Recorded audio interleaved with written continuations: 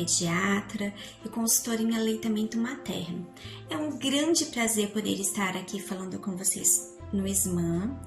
O tema desse ano é Apoio ao aleitamento materno por um planeta mais saudável. Segundo a Sociedade Brasileira de Pediatria, o aleitamento materno é a prática mais natural e o leite materno ele se difere dos outros leites e das fórmulas porque ele é renovável, produzido e fornecido sem poluições, sem embalagens, é renovável, não precisa ser esquentado, dispensa a produção da indústria leiteira e dos resíduos que ela produz, como por exemplo o gás metano, que está intimamente envolvido com a camada de ozônio, né? Nós estimamos que para a fabricação de 1 quilo de leite em pó, sejam necessários 4.000 litros de água, alumínio, outros tipos de metais, plástico, papel em excesso, todos utilizados para lata, rótulo, embalagem desses leites, que acabam sendo jogados nos aterros sanitários e que nós sabemos que levam pelo menos 100 anos para se degradar. Baseado em todas essas informações, em mais um caminhão delas, os governos perceberam que é importante apoiar o aleitamento materno, pela saúde, sim, da mamãe e do bebê, mas também por um bem maior, o do planeta Terra.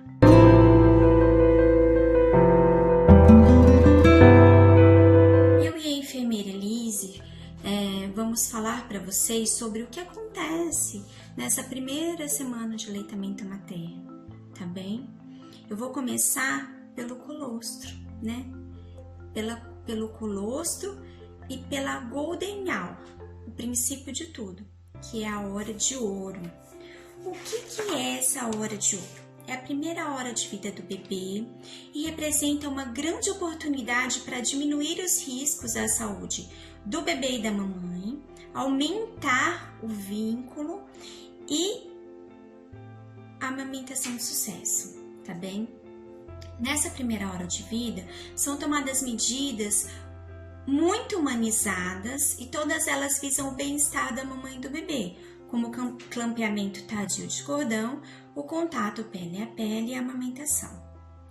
A amamentação feita nessa primeira hora de vida do bebê, ela acalma o bebê, oferece conforto, segurança, alento, desencadeia a liberação de prolactina, que é reduzida logo após o parto na mamãe. Essa prolactina ela é responsável pela produção do leite materno e facilita o estabelecimento da amamentação em si. Ele deve ser feito sempre que a mamãe e o bebê estiverem em boas condições de saúde, independente da via de parto, seja parto normal, seja cesárea, você pode sim aproveitar essa hora de ouro. Eu vou falar para vocês agora um pouquinho sobre a primeira forma de nutrição, aquele primeiro líquido que sai do nosso peito, colostro.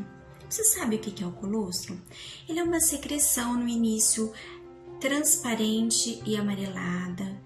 Depois, quando fica perto da pojadura, que é a adesiva efetiva do leite, ele fica mais esbranquiçado como uma aguinha de coco. E ele é o primeiro líquido que nutre o nosso bebê e sai do nosso peito, da nossa mama, tá bem? É considerado a primeira vacina do bebê, proteção contra infecções, fortalece a imunidade e ajuda no desenvolvimento do intestino.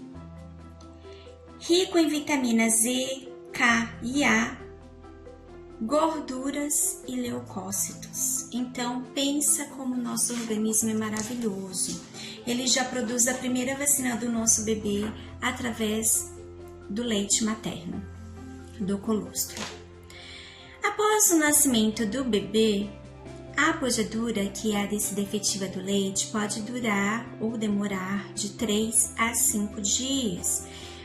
A via de parto influencia? Não necessariamente a via de parto, mas se você entrou em trabalho de parto, pode ser que o seu leite desça mais rápido, porque o seu organismo já estava preparado para receber o seu bebê. Então, os mecanismos já estavam ali todos alinhados, tá? Se você precisou de uma cesárea ou fez uma cesárea eletiva, escolher um dia para que o seu bebê nascesse não significa que o seu leite não vai descer, que o processo esteja comprometido, mas pode ser que demore um pouquinho mais. Mantenha calma, o seu leite vai descer, tá bem? Na fase em que nós temos o colostro, que é do nascimento até o 5º dia ou quando o leite desce, ele é suficiente para nutrir o bebê sem que nós precisemos colocar qualquer outro tipo de complemento. Por que eu estou dizendo pausadamente? Acontece que durante essa fase os bebês choram, e choram muito, mas eles não choram de fome. Só que o vizinho, o amigo, o parente, os pais acabam comentando que o bebê está com fome porque o seu leite não desceu, tá? E aí nós já estamos com uma descarga de hormônios grande, com um cansaço físico, emocionalmente instáveis. Nós acreditamos realmente nisso, que o bebê chora por fome. E daí nós acabamos colocando os pés pelas mãos e talvez fazendo algum procedimento que possa prejudicar aí a nossa amamentação. Eu costumo dizer sempre que o corpo humano é uma grande máquina e as engrenagens funcionam em perfeito equilíbrio, tá bem? Se hoje, eu sei se da maternidade produzindo litros de leite, qual seria o benefício? Nenhum. O bebê tem um estômago pequeno que comporta de 5 a 10 ml de leite. O que seria daquele restante lá? Empedraria, causaria problemas para a mamãe, não é mesmo? Então, na medida em que vai aumentando a fome do bebê e que vai aumentando a necessidade do bebê, o nosso leite desce e ele é produzido na proporção que o bebê precisa, tá? Então, vamos lá. A gestação, ela não dura somente 9 meses, como nós sempre acreditamos, ela dura 12. Então, são 9 meses intrauterina e 3 meses externa. Nós chamamos de esterogestação. Por quê? Porque a esterogestação é um momento de transição do bebê. Ele está acostumando com as novidades do mundo fora da barriga, né? Ele tem esse tempo para perceber que, opa, tem alguma coisa estranha, eu nasci, eu não estou mais no mesmo ambiente. Dentro da barriga, ele tinha o mesmo som, que era o som de eco, a mesma luminosidade, era alimentado sem intervalos e não precisava pedir alimento, vinha via cordão umbilical à vontade, né? Não tinha frio e quente, a temperatura era corporal da mãe. Ele saiu. Aqui eu tenho frio e quente, eu preciso pedir para ser alimentado. Barulhos diferentes, né? Tudo isso incomoda, ele precisa de um tempo para se adaptar. Assim como a mamãe também precisa de um tempo para se adaptar àquela nova vida que até então ela gerou, mas que ela estava dentro do útero e agora saiu, né? É um momento muito difícil, digamos assim, para ambas as partes, né? O bebê chora e não é fome. Pode ser que seja, pode, mas na maioria das vezes não é fome. Então não coloque complemento, tá bem? O que você pode fazer? Oferte o peito para o seu filho. Se ele continuar ainda agitado, faça a massagem que eu vou ensinar e a ordenha manual com uma colherinha estéril por baixo. Tire o colostro na colher e oferte para o seu bebê. Veja, se ele parar de chorar, pode ser que ele tenha consumido pouco. Mas se ele não parar, colo, amor, carinho e paciência vão resolver o seu problema, tá? Eu vou mostrar para vocês como você pode ter uma pega correta. A pega correta, ela é feita quando o neném abocanha toda a auréola. Se não toda, uma grande parte. Mas, doutora, eu tenho uma auréola muito grande. Como seria isso possível? Nós vamos facilitar. Nós fazemos algumas dobras na auréola e é possível que o bebê consiga projetar toda essa auréola para o céu da boca, tá bem? Eu vou mostrar para vocês como funciona. Então, eu estou aqui com o meu peito, certo? Eu vou massagear para estimular a produção do leite e que esse leite já fique aqui nessa auréola. E o bebê não precise ficar sugando sem nada, esperando que esse leite desça, tá? Vamos lá. Massagear em forma circular. Eu posso apoiar na palma das mãos, fazer aqui, virar a mão, fazer do outro lado. Movimentos circulares.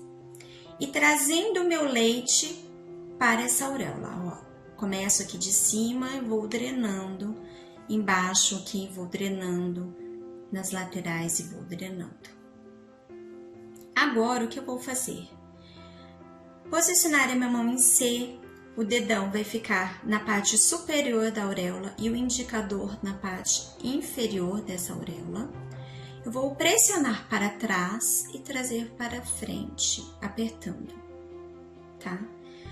No começo não vai sair, mas eu preciso fazer isso umas 3, 4 vezes para começar a pingar o colostro aqui. Quando estiver saindo o colostro, eu vou preparar o meu bebê para vir ao peito, tá bom? Eu posso colocá-lo barriga com barriga, a cabeça dele sempre voltada para a minha mama, retinha, ela tem que estar aqui, ó, de frente para a minha mama, né?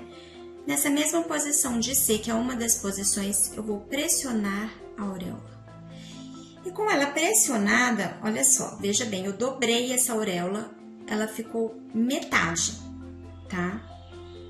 Eu vou posicionar o meu bebê e ele vai abocanhar. A boca dele vai ficar em quase toda a auréola, tá bem? Eu quase não vou conseguir enxergar essa auréola. Por que isso é muito importante?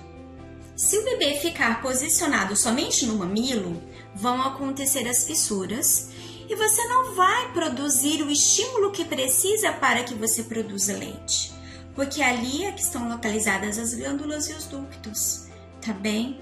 Então, nós precisamos sempre diminuir essa auréola para que o bebê puxe essa auréola para o céu da boca. Essa pega acontece como? O bebê, através do lábio e da gengiva, puxa todo a sua auréola para o céu da boca e ela fica presinha lá. Com a língua, ele vai fazer os movimentos de sucção, tá bem? Retornando nesse assunto da língua, é muito importante que você saiba se a língua do seu bebê está adequada para que ele faça sucção. Bebês que nascem com frênulo lingual curto, ou seja, língua presa, não conseguem ordenhar com eficiência o leite do peito, tá bom? Além de machucar os mamilos, machucar o peito, ele vai fazer com que o leite seja produzido em menor quantidade.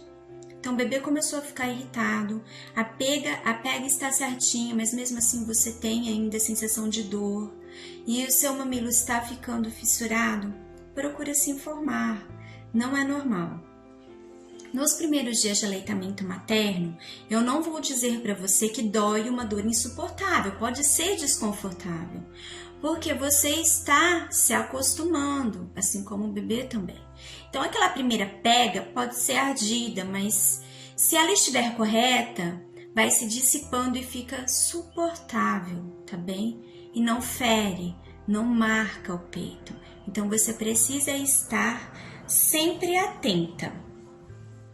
Você precisa ter sempre por perto água. Manter-se hidratada é essencial para a sua produção do leite. As mãos do bebê nunca podem ficar entre o peito e a boca do bebê. Você passa a mãozinha do bebê sempre aqui, se a pega for aquela tradicional, sempre por trás aqui do seu braço e ele vai ficar deitadinho aqui, tá bem? os bebês, eles não sufocam enquanto estão sendo amamentados. Eles possuem reflexo de defesa. Se por um acaso alguma coisa não estiver certa, ele vai se movimentar na mama, tá bem? Ele vai liberar essa narina. A primeira posição é essa tradicional, barriga com barriga, em que a gente apoia o bebê no antebraço. Eu tenho também a invertida. Ela favorece a amamentação dos gemelares e também cesáreos, porque você não apoia o bebê sobre a barriga. Você vai usar uma almofada de amamentação, vai colocar o bebê com a cabeça na mama, mas aqui por baixo do seu braço, com as perninhas para trás, tá bem? Quando você tem fissuras mamárias na posição tradicional, eu sempre peço para você usar a invertida, porque o bebê vai fazer a pega de uma outra forma na mama e vai dar tempo para que aquela mama se recupere. Eu tenho também a posição cavalinho, onde eu vou deixar o bebê mais sentadinho. Eu apoio a bundinha do bebê na minha perna e vou deixar a cabecinha dele mais na vertical. Eu uso muito quando eu tenho bebês prematuros, porque fica mais fácil de fazer a pega, e quando eu tenho uma grande produção de leite materno, tá bom? Porque os bebês costumam engasgar muito quando o fluxo é muito grande, e nessa posição dá tempo deles engolirem sem engasgar. Eu gosto muito. E uma outra posição é a deitada, tá bom? Eu não estou aqui para ditar o que vocês precisam fazer na casa de vocês, tá bom? Amamentar deitada é muito bom quando se faz em cama compartilhada e a mãe quer descansar. Também não vou discutir com você aqui se você deve ou não fazer cama compartilhada. Eu só alerto que se você quiser fazer cama compartilhada e essa for a sua escolha, faça de maneira segura, porque nós vemos que existem alguns problemas que acontecem com os bebês em camas compartilhadas. Dá para você optar por uma cama compartilhada de forma segura, tá bem? Decidiu amamentar o seu filho deitado, ok. Você precisa virar de lado e o seu bebê também precisa estar de lado, mas de frente para você. Posiciona o seu bebê de maneira correta na mama e amamente.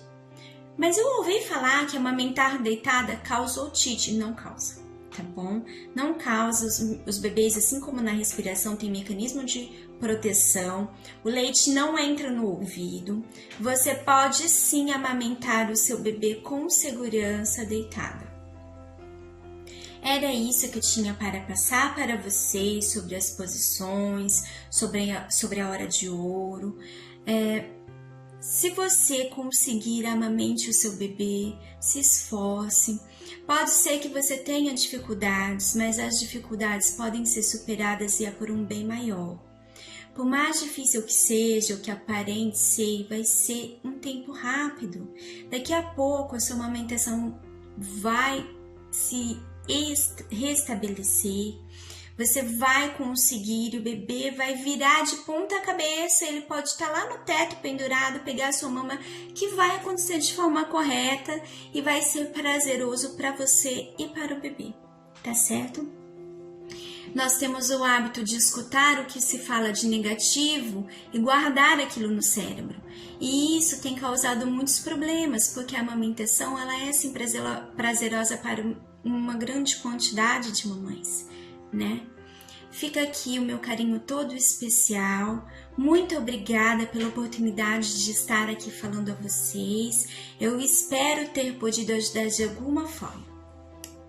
Super beijo.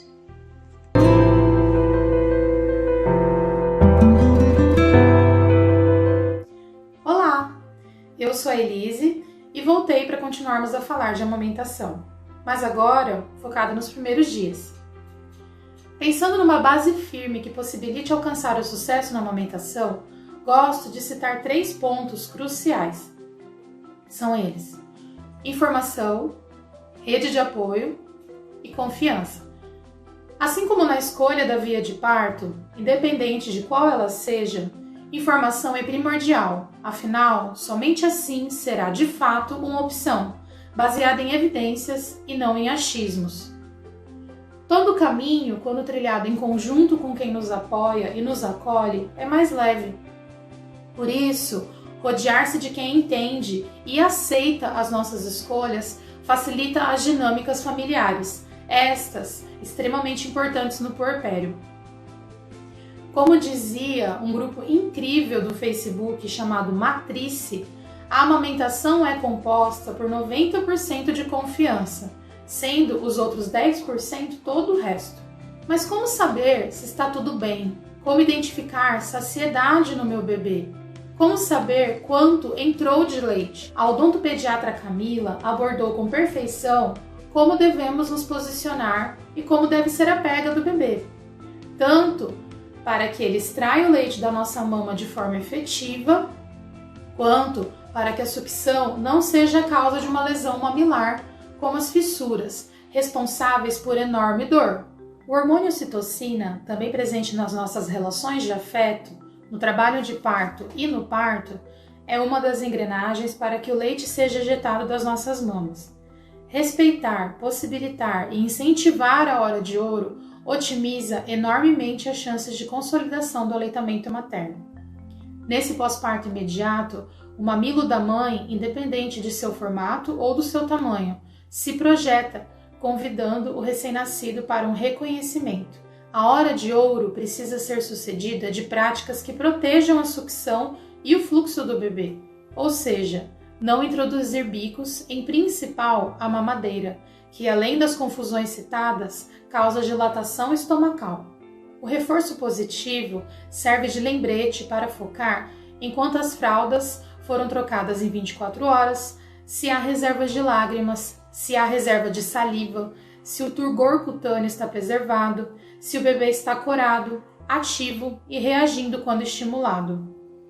Isso tudo deve ser somado a uma mãe sem dor ou sendo aconselhada nessa parte. E então, com todos esses itens estando ok, teremos resposta na balança, sendo o ganho de peso uma consequência daquela base que expliquei lá no início. Os bebês precisam, em média, de 10 a 14 dias para recuperarem o peso do nascimento. No entanto, alguns deles necessitam de mais de 14 dias para alcançarem esse marco. E tudo bem. Acompanhamento adequado e interdisciplinar, ou seja, da pediatra, da fonoaudióloga, da enfermeira, são importantes para definir, junto à mãe, qual a melhor conduta. Lembrando que o leite artificial não é um inimigo da amamentação, apenas precisa ser indicado adequadamente e ofertado de forma que proteja a sucção e o fluxo. A apojadura, que é a mudança do leite colostro para o leite de transição, que pode ocorrer em tempo variado em cada mãe, conforme a Camila nos explicou, modifica ainda mais as mamas. Pontos cruciais para este momento: saber amolecer sem estimular demais as mamas para mantê-las maleáveis, assim o bebê conseguirá fazer a pega correta.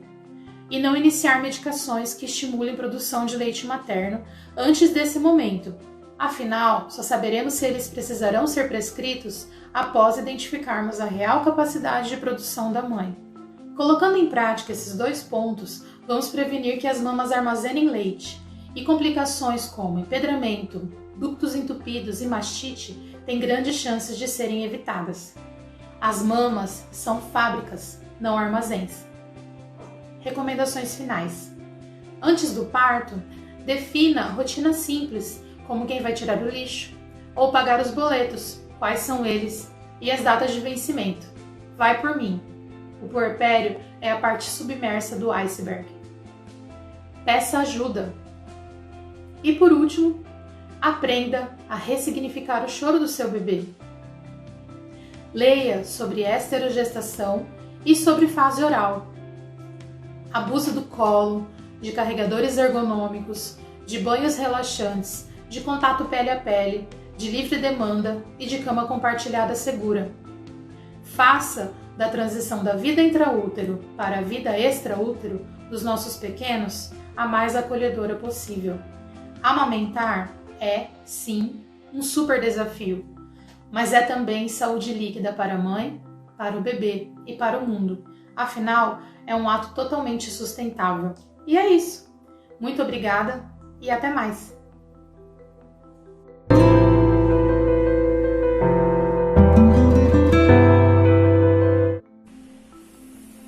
Olá, eu sou a Suelen Morales, sou a mãe da Helena, que atualmente tem 1 ano e 1 mês. Eu estou aqui para falar sobre a minha experiência sobre a amamentação, a convite da doutora Camila. Então, a minha saga com a amamentação começou desde o nascimento da Helena, quando o pediatra, que atendeu ela ali na maternidade, disse que a minha mama era plana e que por isso eu teria dificuldade para amamentar. Mama plana é quando você não tem o biquinho do peito, sabe? O peito é bem liso, não tem aquele biquinho estabelecido. E a Helena, dentro da maternidade, ela já começou a perder muito peso. Então, eu já saí da maternidade, com a fórmula prescrita e com o remédio Equilídio também, para a descida do leite, para me acalmar e descer o leite. 1 semana depois, nós fomos ali no pediatra, a Helena tinha perdido muito peso. Comecei a levar ela 2 vezes na semana no pediatra para monitorar esse peso, e toda vez que eu ia, a Helena estava perdendo peso.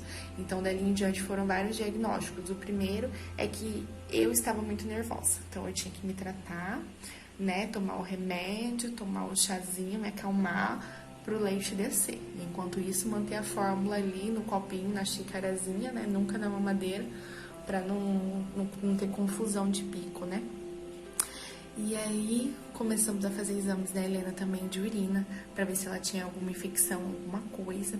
Depois, antes de 1 mês de vida, ela estava tomando 3 remédios diferentes para refluxo.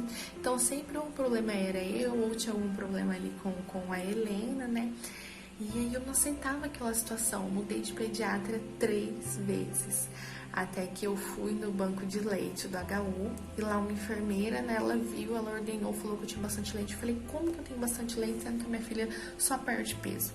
Aí ela colocou o dedo na boquinha da Helena e ela viu que a sucção da Helena era muito suave. E ela falou, olha, procura o médico, eu acho que ela tem a língua presa. Comentei no meu grupo de apoio no WhatsApp e eles me indicaram a doutora Camila. Conversei com a doutora Camila no WhatsApp, ela super atenciosa, falou, vamos marcar uma consulta. Ela pode ter sim o freno lingual e é um procedimento muito fácil de se resolver. Fui no consultório da doutora Camila, ela me explicou tudinho, já fiz o procedimento ali mesmo, realmente, A Helena tinha o freno lingual. E aí ela fez o procedimento, reajustou ali a pega, e 30 dias depois, a nossa demanda do mamar estava estabelecida. Eu já estava produzindo a quantidade necessária para a Helena. Só que eu não tinha confiança de abandonar a fórmula, então a pediatra me orientou a ir deixando gradativamente. Tanto que eu fiquei só com a fórmula à noite, até que a minha guerreirinha com 4 meses se negou, não quis mais saber de fórmula. Troquei de fórmula porque eu não tinha confiança, eu tinha muito medo dela perder peso de novo, dela tá passando fome, fiquei com aquelas neuras, diante de tudo que eu tinha passado, dos diagnósticos errados. E aí a Helena mesmo não quis mais, então a partir dos 4 meses eu posso dizer que eu amamentei ela exclusivamente e em livre demanda. Hoje, com 1 ano e 1 mês, eu ainda amamento a minha filha em livre demanda. E ela ganha peso normalmente, às vezes até acima do esperado. É uma criança, graças a Deus, extremamente saudável. Então, informação nunca é demais. Se eu soubesse o que eu enfrentaria ali na frente, eu teria me preparado na questão da amamentação, ali na gestação ainda, porque a gente se preocupa com parto, com tantas coisas, às vezes esquece da amamentação. Se eu tivesse ido atrás de várias informações, talvez teria sido mais fácil. Eu questionava, será que não é isso para o médico? Porque a gente nunca pode aceitar um diagnóstico e pegar aquilo para si. A amamentação é a melhor coisa para os nossos bebês, então a gente tem que lutar até o fim para conseguir estabelecer. Vai atrás de vários profissionais, de vários diagnósticos diferentes. Lute para amamentar o seu bebê. Meu nome é Aline, eu sou mãe do Miguel, que acabou de dormir depois de 40 minutos de TT. Então eu vou aproveitar esse soninho dele para fazer o nosso relato da amamentação. A nossa amamentação já dura 1 ano, 3 meses e meio, espero que dure muito mais. Como toda amamentação, tem muito amor, muita entrega, muita dedicação, muitas horas, muitas madrugadas, muito cansaço e muito suporte, porque sozinha eu não teria conseguido. Mas até começamos bem. Tivemos o contato pele a pele logo após o parto, a hora de ouro, que ajudou muito, porque ali a doula concretizou a pele, ela auxiliava, tirava na pontinha, arrumava a pele dele. Então, eu não fissurei, não machucou, era o meu maior medo. E ali já foi um alívio já conseguir iniciar a amamentação. Na consulta dos 7 dias foi muito bacana, ele tinha aumentado o peso, o que foi uma notícia muito boa, porque normalmente a criança perde até 10% do peso que ganha. E eu saí da consulta felicíssima, né? Tivemos os próximos 20 e tantos dias de extremo cansaço, porque o Miguel mamava de 40 em 40 minutos. Mamava, ficava o tempo de arrotar, ficava um pouquinho no colo, dormia um pouquinho e já gritava para mamar de novo. A gente achava que era a livre demanda, e só na consulta dos 30 dias que veio o baque. Uma notícia que só me causou desespero, porque o Miguel não estava ganhando peso, quase nada. A curva dele, que estava acima da média, foi lá quase no pretinho. E eu só chorava, o que eu ia fazer? O menino já ficava 24 horas no meu peito. Nossa sorte que a gente teve uma equipe muito fantástica. A nossa pediatra que nos guiou e norteou do que a gente deveria fazer. A minha doula, a nossa doula que veio aqui, trouxe uma linha essencial para estimular a produção de leite. A consultora de amamentação que me ensinou a translactação. Então foi um combo. O remédio, a maior ingestão de líquidos, tentar descansar. Eu já descansava muito porque eu só amamentava. Terminava, ou meu marido, ou a minha mãe, ou a nossa funcionária pegava o neném para ficar na posição vertical e eu ia dormir. Eles só me chamavam de novo daqui 20 minutos na próxima mamada. Então, quando chegou esse momento da necessidade do ganho de peso, eu precisei de muito suporte emocional também, porque você tem todas aquelas coisas que falam, né? O seu leite é fraco, o seu busto é pequeno, a sua mama é pequena, como se o seio fosse armazenamento de leite, não produção, né? Eu só aprovo, porque quase não tenho busto e tô aqui com o meu mamador há 1 ano e 3 meses. Mas vocês pensa, né? Será que vai dar certo? Então, eu fiz a translactação com todo esforço, com toda a vontade de dar certo, e deu. Durante quase 4 meses, a cada mamada, enquanto o Miguel mamava numa mama, eu extraía com a bombinha na outra, e depois ele mamava o leite extraído imediatamente por uma sondinha, porque isso, além de estimular a produção pela extração, estimula a vontade do neném de mamar, porque ele recebe mais leite. Aquela dificuldade que ele tinha, que sugava e não saía, ele vai assimilando que ele está mamando e que o leite está vindo. Na primeira vez que a consultora de amamentação pôs a bombinha, meu leite saiu por uns 2, 3 minutos e do nada parou. Ficou quase 7 minutos sem sair nada, mesmo com o estímulo do bebê mamando na outra mama. Então, não foi fácil. É um procedimento simples que toda mãe poderia fazer, tendo consciência, tendo ciência, né? Porque você só precisa de uma sonda gástrica, de uma seringa, de uma bombinha, se você não consegue fazer a extração manual, ou até você pode fazer a relactação, que seria pôr um leite fórmula no seio, na sondinha, né? Para que o bebê mamasse do bico do seu peito, para que eles aprendessem que ali sai leite. Então, para toda mãe eu falo sobre isso agora, porque é algo que poderia auxiliar muito na amamentação se fosse difundido e fomentado. Porque quando falam, dá mamadeira se o bebê tá com fome, falasse, olha, põe o leite no copinho e dá nessa sondinha aqui, para que ele não faça confusão de bico, para que ele aprenda a sugar do seu peito, né? Enfim, então a amamentação é muito importante. Precisa de apoio, mas precisa de informação também. Porque se eu não tivesse essa equipe que é defensora da amamentação, mas também se eu não tivesse o meu esposo que sabia junto comigo da importância da amamentação, seria muito mais fácil dar uma mamadeira. E, é claro, a mamadeira existe, a fórmula existe, para os casos que a mãe não consegue amamentar. Mas a gente tem que saber por que essa mãe não consegue amamentar. Se é porque ela não tem apoio, se é porque ela está sendo massacrada por todo mundo, que só fala que o bebê tem fome, mas quem ajuda, né? Eu tive esse privilégio de ter essa ajuda integral. Em todos os momentos do meu dia, eu tinha alguém para cuidar de mim e para cuidar do meu filho. Na hora que o meu marido não estava em casa, eu tinha minha mãe, eu tinha a nossa funcionária. E foi isso. No começo, a translactação a gente extraía em todas as mamadas.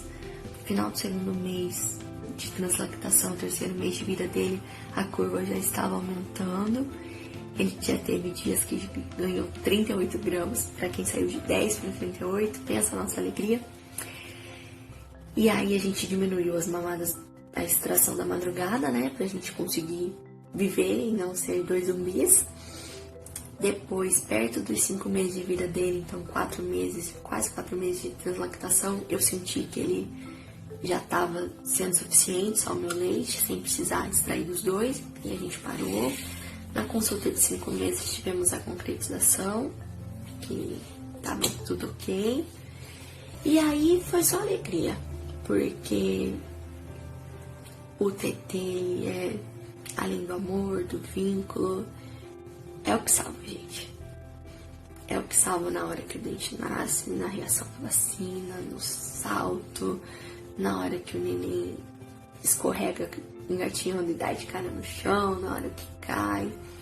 Então eu sou muito grata por ter tido essa oportunidade de, com muito esforço e empenho, não só meu, mas de todas as pessoas que me cercam, a gente conseguir, né, superar essa adversidade da baixa produção de leite no começo e engrenar numa amamentação. Eu lembro a primeira vez que o Miguel saiu do peito e que escorreu uma gotinha de leite, assim, eu tirei uma foto dessa gotinha de amor, porque pra mim foi uma vitória, né?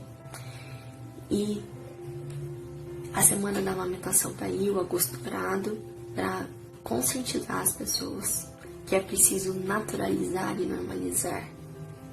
A regra deveria ser a amamentação, o apoio não só dos familiares, mas da sociedade, porque o leite materno é o melhor alimento para o neném.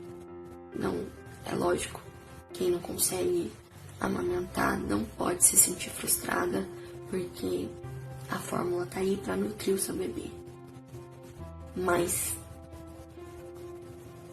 se essa não conseguir amamentar não é por uma questão de saúde e sim por falta de apoio, aí é um problema muito grave, porque a gente precisa cuidar das mães para que as mães possam maternar e cuidar dos seus bebês com amor.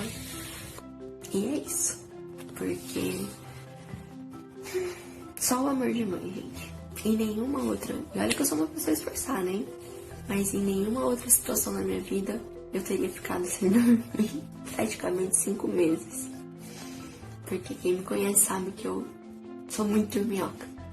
E hoje o neném ainda acorda, né? A gente faz livre demanda na madrugada, mas já bem menos, tirando reação de vacina, salto, enfim. Mas na normalidade ele mama só um pouquinho e já volta a dormir. E é isso. Que todo mundo possa internalizar a necessidade e a importância da amamentação e de apoiar uma mãe.